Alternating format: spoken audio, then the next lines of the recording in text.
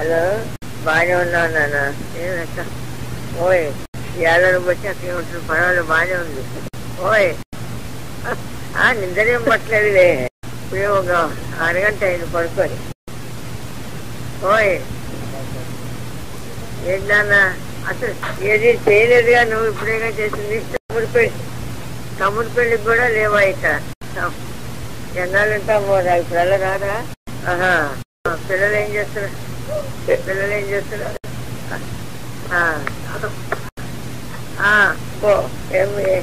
ఏంటమ్మా బాగా ఉన్నాం. మీ అమ్మేది? బాగా ఉన్నాం. ఓపిగ్గా చేసుకున్నాం. మరి ఇద్దరే ఉంటున్నాం కదా ఇక్కడ. వచ్చేసారి ఏవో ఉంటాయమ్మా. మరి ఏంటి మరి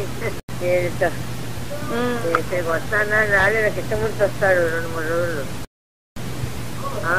అంటే పొలం కోతకు వచ్చారు.